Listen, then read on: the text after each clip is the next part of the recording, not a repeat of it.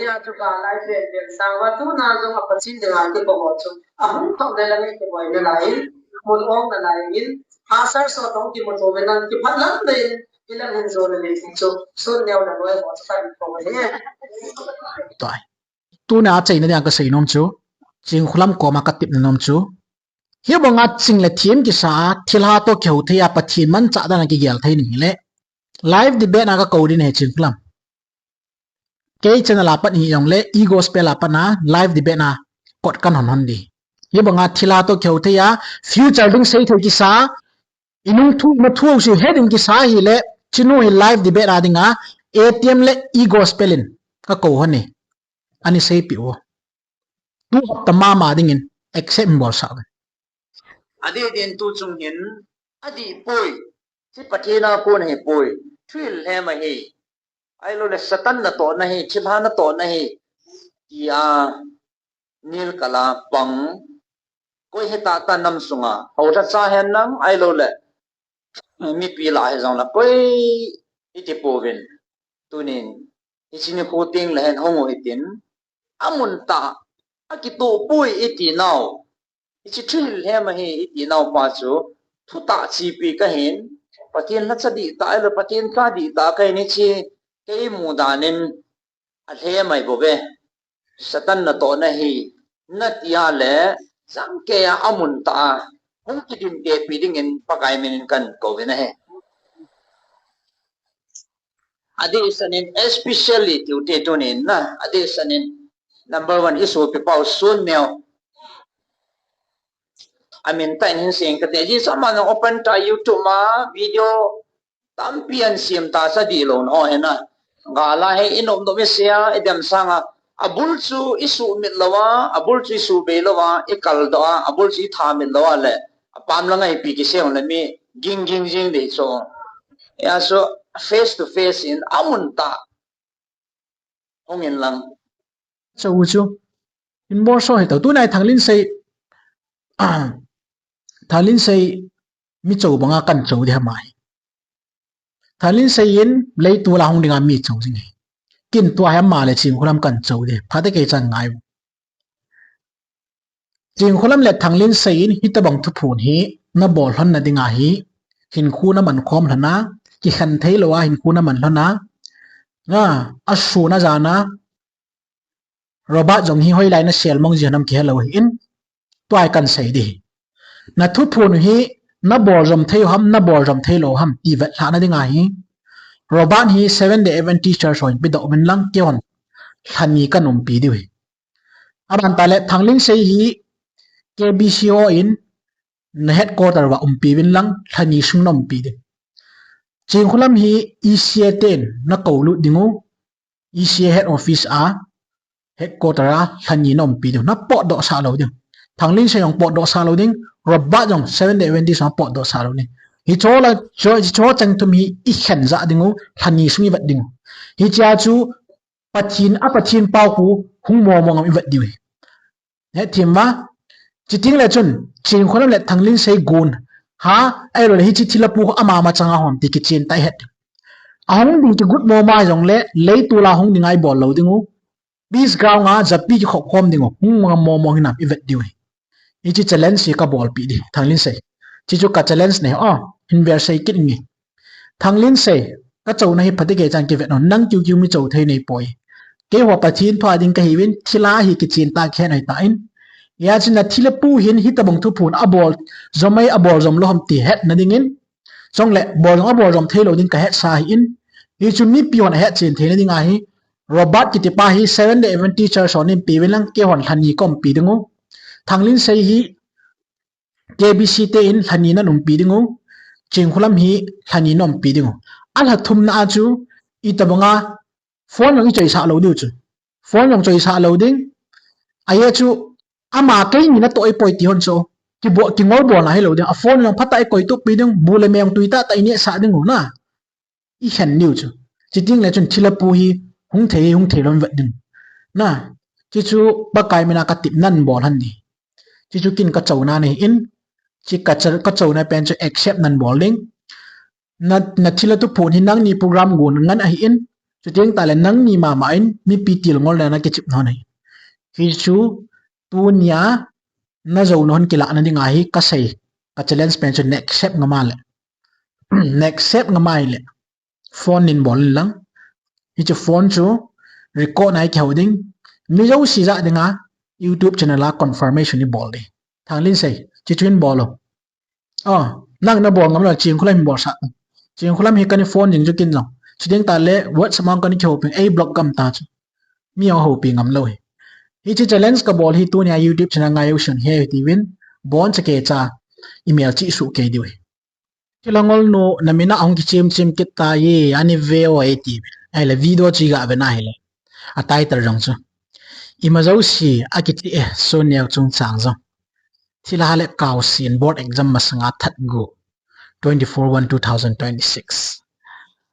ki da amdan hi ka bang mi him khat inam sungwa ne pin kha hi tia hi thila lengam ke lit beb dinga pan la hum hina da dan ka so pitio da be se ing ti lo se ding dam loi ya chu hi chi thilangol nu hin ke chung chang pi se ya EPS do mo ham ti chu tu ni ne vekin hi tiwin angol ta tu in ani deng kin hi tiwi i dip lo de hi chinu hi tia ki chim thei mi him ki ti chu dip lo hil ding ai Bible khui sima hel na ka so pitio Jacob bung ni chang som na ko lang ho khui sima hel thilo hon jang pathin cho ta san wa ki ti hot o he ti cho Bible ji sima hel na ai la 21st century hung ta be lam pa sunga thilal ang nu chapang khan khu hoila yo si sungala thilawap dana bola thilangola ngol sa nu hi chimi miang nu hi pathin thu long ki cha thailo ta cho Bible khanglai thilon pathin ki cha na gyo na hi in 21st century a igam sungwa thila hang lang nu chi chin khulam pathin thong ki cha thailo ta cho a ho da cho ipithilai tam hoilai manufacturing company ko na diabol man cha hung ping do hamna pathin thong ki cha thei te hi e chin mihim thila ka hi poi mihim ka hi po kai la cha ka he ki ti cho ai wa pathin thu ki cha thelo cho thilain man pathin thu ki cha theya ama mihima ki gela po kai la cha to ki gela hagau thing to ki hojing no alei tu la je sung kum la ja ki sei no hin pathin thu long ki cha thei te hi ipi mi him ham Bible ki ti holy ti lo chala hei chi thila atia a hin zon lu zia e jo loi tu sei ho pathin a hin so le ti sa zia a jo ma rengan thu se ya amu da yo si thila ngo sa amu da yo si ki hon ka man cha ya ti sa hi ta ki chi me hi chinu hi chi gul pi hi igam song wa thila lang koi mam ta po ye ka so pi ti ho thila lang hi chin holam bo hi aban le atil tol pa thanglin sei bo hi tu nya in vat no chilai chapang to nu ngoi de dwal ha nu long hi ching holam in a bo lei bo hi mi zo si psychological scam a bola adam lo kha adam mo a se ya thilawop lo kha e thilawop ma se ya hi tai ki chem jing ai hi chia in lep la in sung ho loi mingol mo mong na hi win na future ro siu hi chi thelanu angai na ki zu mang ke hi win no bu na hi lo satanin na cha te ho zo siu khan khui future be kyan ha di hi chi chapong ho jong koi ham betong ka het kha tabang ani chu ki khul khule ka het gam niu cho bon wai hoi lai koi koi chapong niu ham school ke na wa principal ho jong hin namu su ke di hin hi tabang chapong ho loi ani betong a future ro hung bai di chu aye chu diabol in ahin kho ki cho do ai ta chu aye chu diabol man cha nu ching kholam anga ki jong lut dinga ahin ko azu do ta chu cho loi chong le hita bang hin kho kha anu pa mingol holoi si diabolin na du nan pi diwi na cha teo pathinin mel hoi ta ding le talented ta ding le ama min sulo pi dinga nawbun hon pi wa chi khai the ya ne sim no hon thila anga na ki zu do oi ani vetong thila mam lo bi cho hoi la ya nong hon ipina bol khilwa thila ne tai bungui de do dinga hin khuna man do ham hoi la ipina bol kha wa hi chan ngai go na chang the dinga na chung wa thila ba kai lu dinga nei ham koi madang ei poi I madang ei poi hi chi mi zung ching khulamin anu apa na hep lawa hi chi anu la par te lo hi chi na chapong ho hi na til ngol de na lamwa thila anga ki zu dinga tai ku na manu ta chu thil mam lo bi cho hi chia mi sudam theinu na tiu na zu nu hi cho thil ha ne het lo ham hi bangai na ngol thiu mi mu ta ta hi na mu lo ham cho lo hi future bright that that dinga pathin na piu hi lo ham hoi chu ipi pong jan na kine kha wa ipi na ne kha wa thila bol ki hi ne ki tiu ham ka ti cho haga au thwa ki tu lo pathin thu ki cha na nei lo in sung nei je wa chu hi chi thila nu ki chip na na ne cha ke ta na cha teo future hum pi dinga na kine pyo lo hi man lo hung su de aye chu thila pu anga dinga ki pilu thei khop dinga na lep ngol wa to a hi chi mi ngol nu ang sunga ki he ngoi le le dinga nei zon lu ki viewer tu ni om chan hi vetau hi chi pang nu chi hulam ki chip na hi nan mu diu che vetau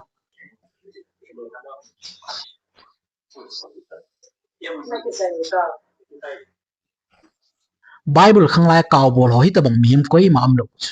thila bol kaw bol ngui khin khen koi ma am lo pi ching hulam ki tinu hi psychological scam bola hi ta bang inam sungwa in sungol chi na to ki mat lo miem ho lo hat nil ngol dia he tai ki chip na man cha akira movie khone bet khawam angol lo be khat mingol hetiwa ampong mat wa na tor chala bolwa angol na nam mingol je la koi le min mingol am mu ying cho chita bang chuni hiu cho hi chimung ba san kha ta yo a chu a hin khu hi setana de nga zu ai ta ya chu chi ching khulam hin mingol si si chunga thani ne theding setan jong chana ma man cha cho chi chuni ke lo chu me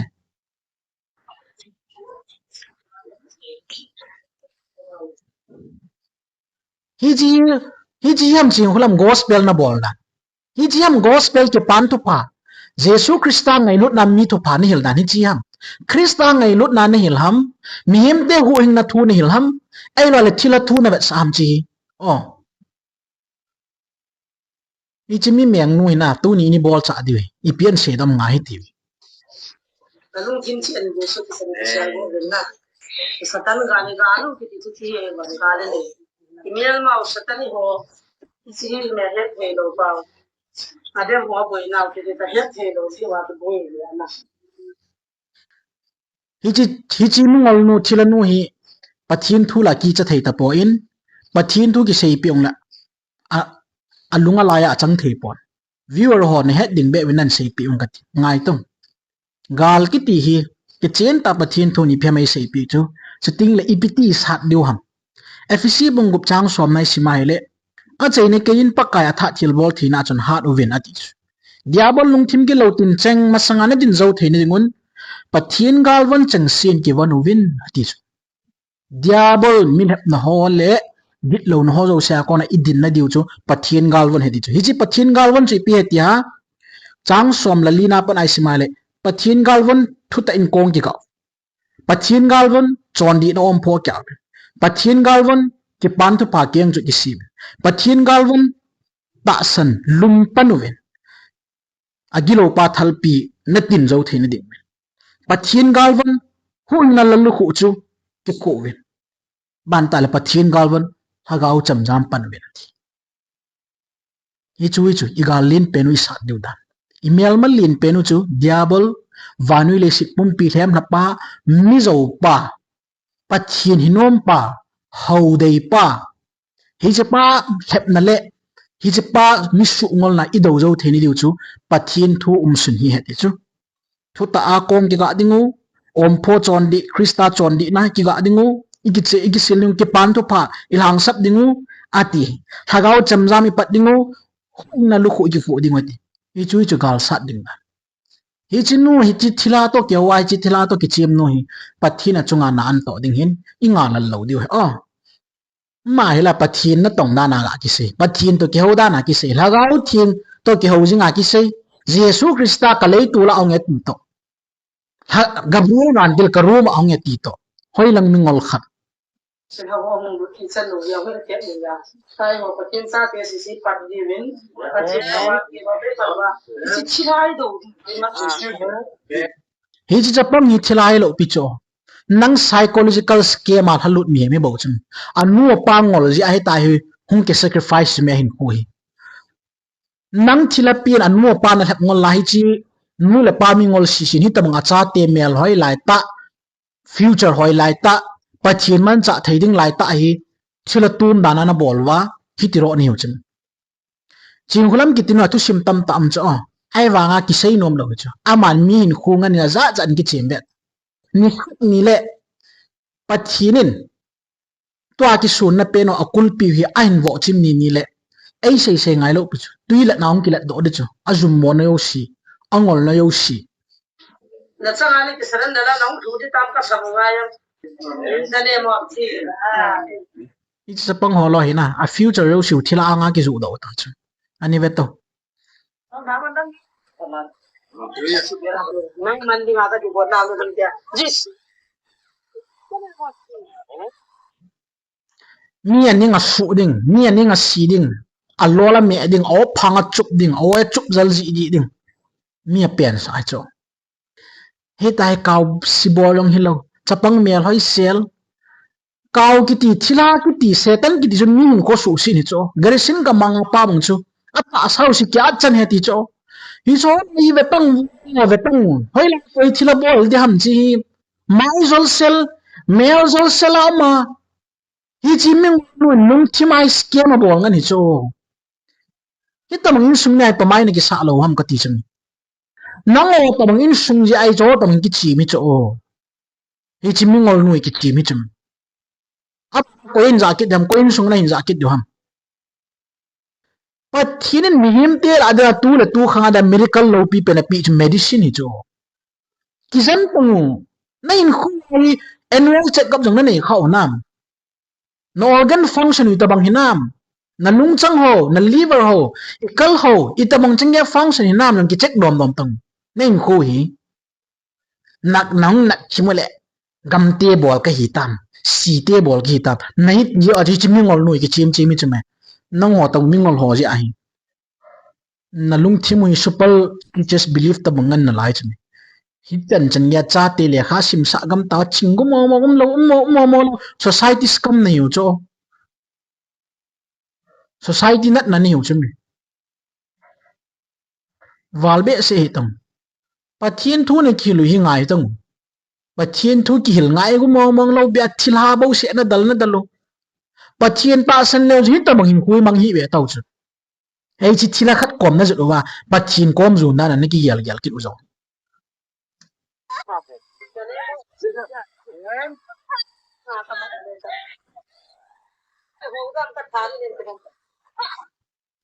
iki haude ham ka tha di ni na za we tu sei chu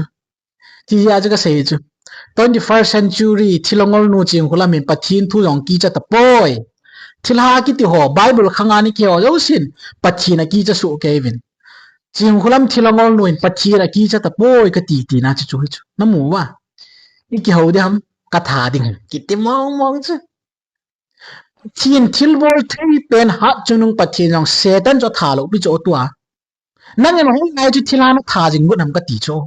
nan op le khat lak ni na tin nan op le lak thum na tin o mingol meng pi hi chi mi mi tai na ki cha lam ka ti cho tu lai ho na tong i piam na ki cha nu hi chi mingol nu hi aki sun na hi pathin jong hi lo thila jong hi lo aki sun na hi i piam khat o koi cho ki sun na hi chi man ai chinu chunga hi ma cha bol ngam lai um diu ham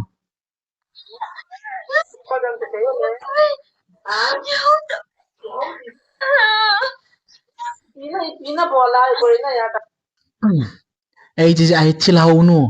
thilhau te ki ti la nom ke ki lo ai wa ji thilha to ke hau ji mo ki bung butun liu yung jong ngol la pi ki sei be ding ham na tu ni jing hla pho lang pho li do de cho man be se ngol be sen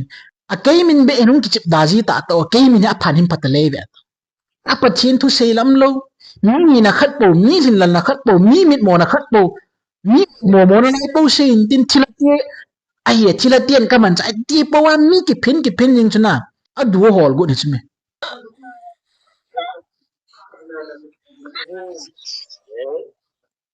pura tho thu ngan chu ve ta hoi tam ve to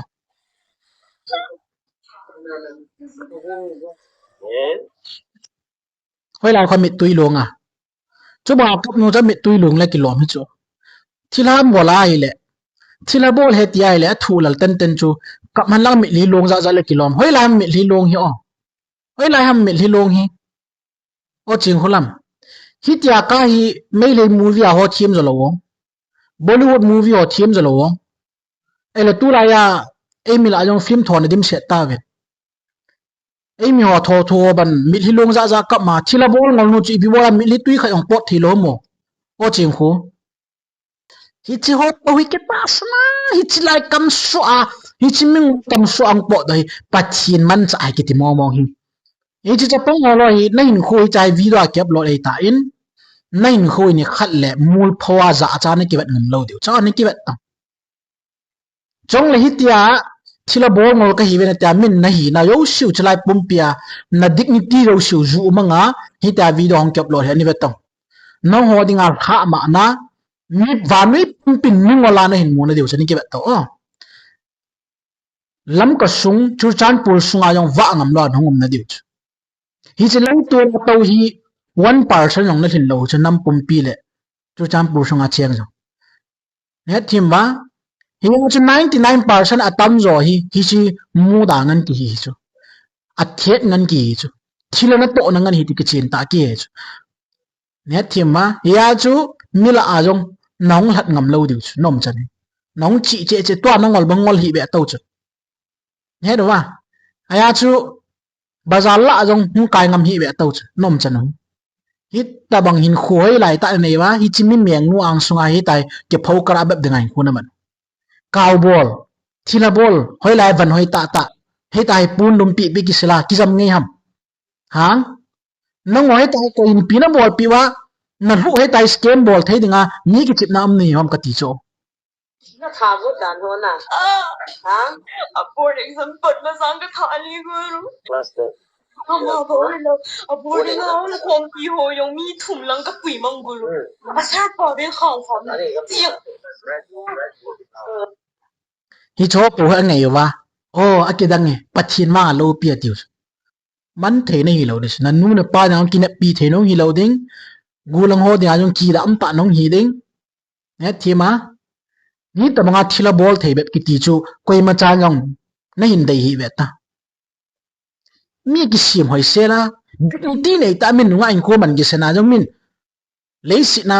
la lum da ki sa lai ji nga jong mi tam ta thama lai nang thila bol thei bet a hin khu na man go na YouTube ma mi na ke upload sa le na za chalo man ki ngai tam na hin khu na nu nga in khu tal le ana man di chu hi chi mi ngol nu khu an lut na ya chu na ki ju do ya chu pan na be ya satan na in khu ki chip nan man hong ke di chu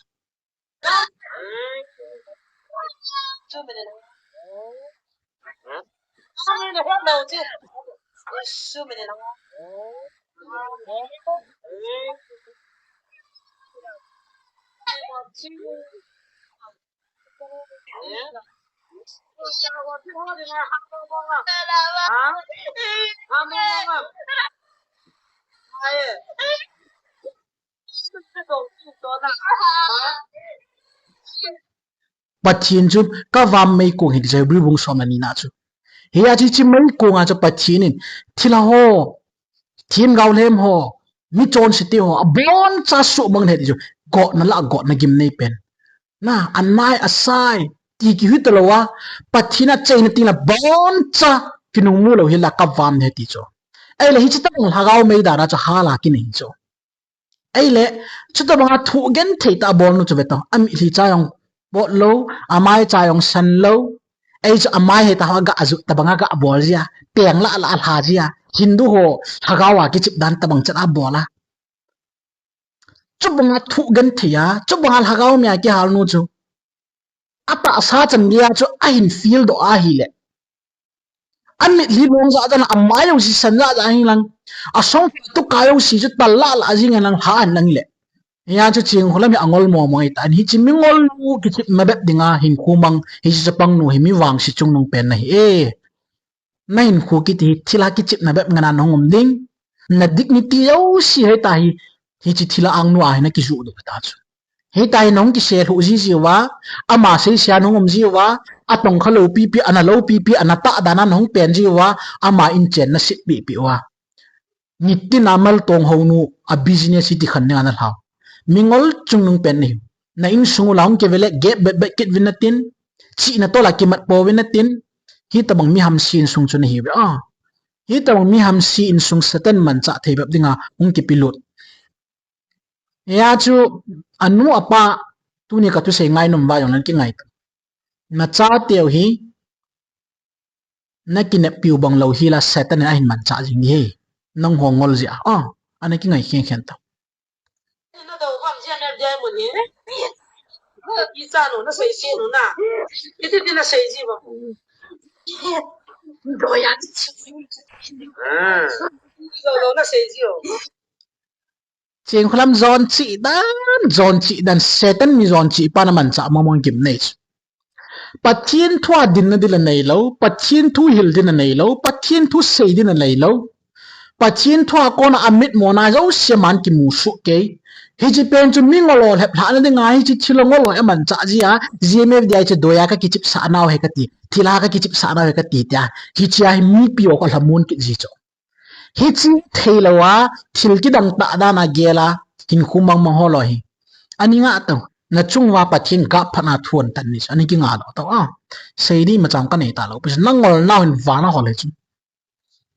Sonneo kula kunna za wa.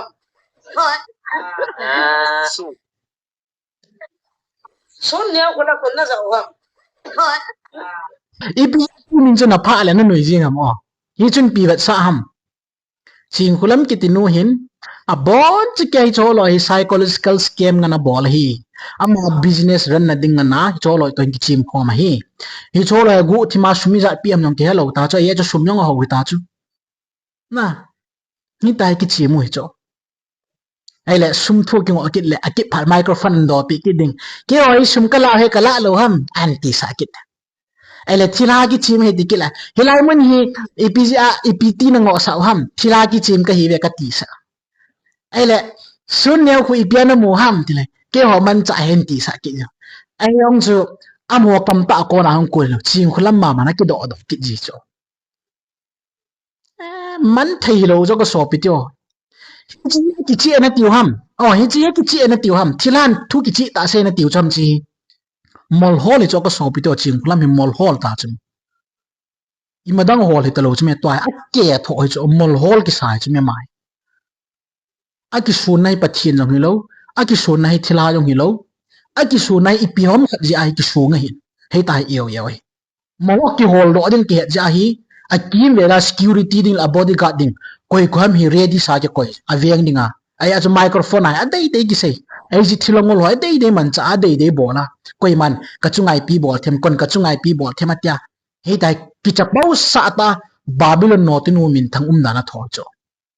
so cha Paul in 1 Corinthians bung li chang som ni lakhat ma gi chin ta ni sei cho Corinthian mi tio koma thagam mung nem puma kong ding ham ai lo mol kan gi choya kong ning ma ti cho ching kholan mol ki choi pha ni ta cho om chan wal mo mong hi ta cho om chan hi mol ko mo mong hi ta cho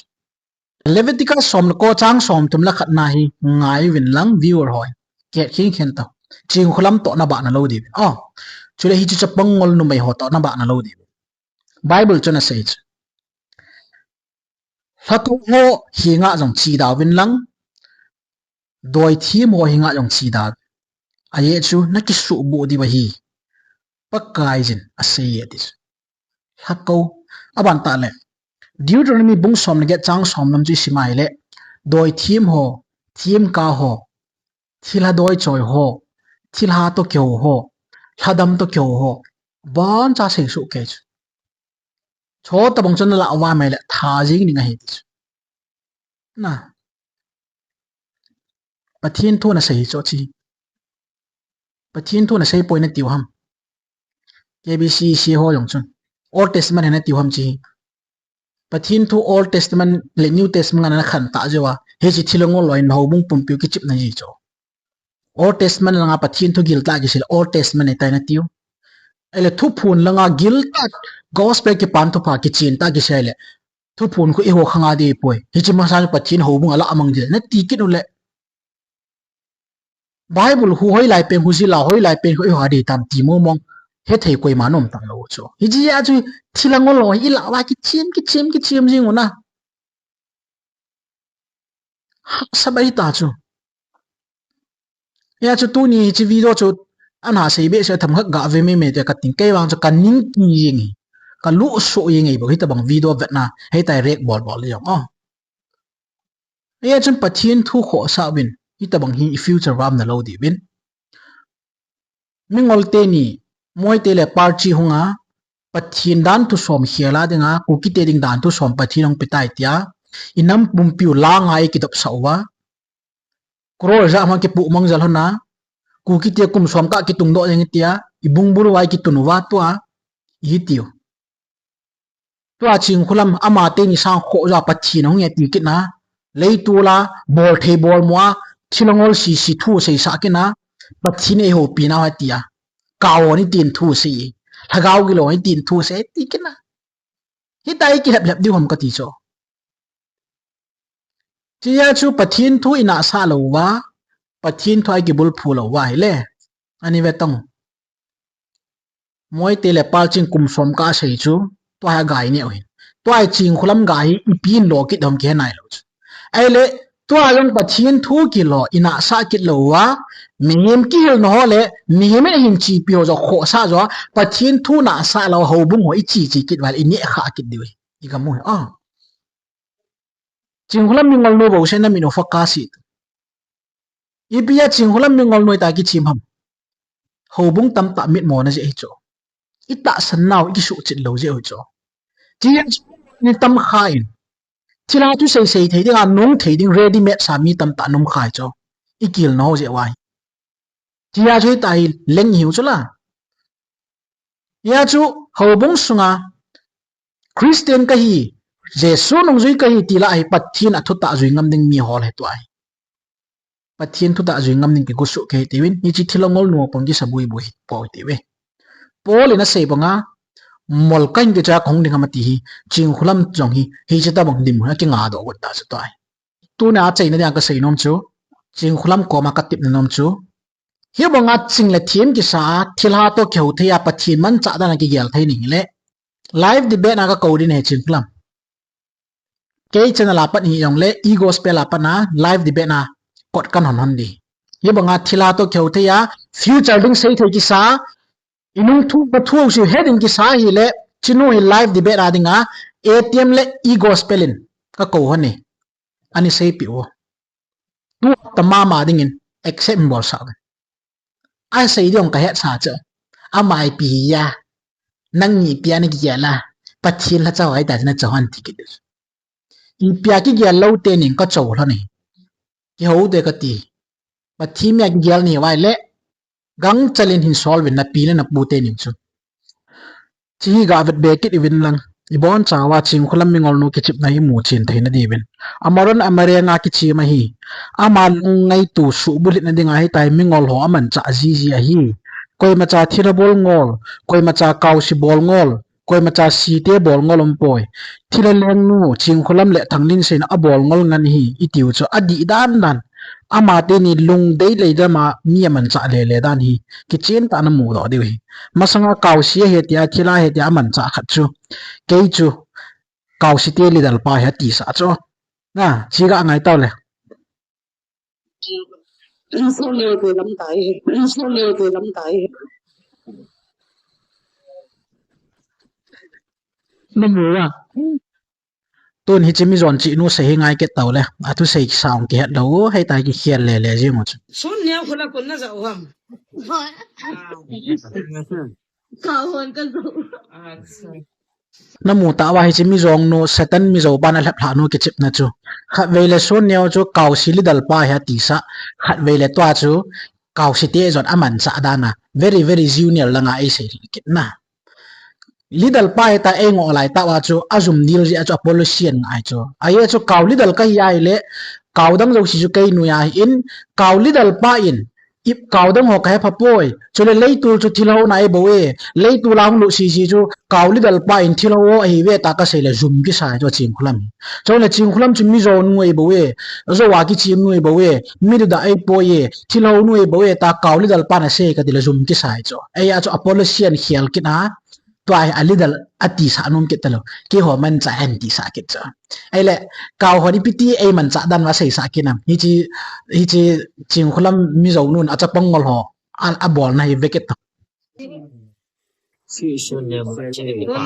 来大名称啊，哎，来其他高呀，打谁用过来？那我等下来比我马虎。哈？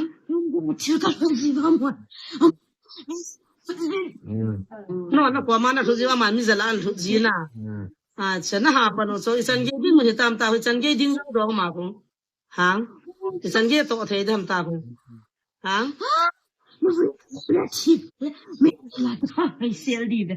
ก็บ่ปีละว่าแล้วที่พาเลยไม่ดีละที่หาเลยนะหามีคู่บ่ง่ายแต่มาที่ก็บ่ปีดอง那我那个头呢没的这个这个昨天打红线啊也没地定个地定了他搞呗就是我跟你说啊帮你就个那等等上打不就打谁那不会比了那比diabol zo sei pa tul that pa mi sumang ding pa mi hliam thla pan a hlep thla a ko bru siwa to ke wa na pathin mi in so le ti thei be ma ki lep thla sa nun koi lagaw ka bui pia koi lagaw hi ka i de ta na hin sei dam ka ti cho ching khulam na za chalom ka ti cho na za chalom ka ti cho nang thil ha ki ho nun koi lagaw no hin gunam ka ti cho ongye nang thila to ke pa na thila piong chu na zo zo sei chu la ve le su neo cho kawli dal he tia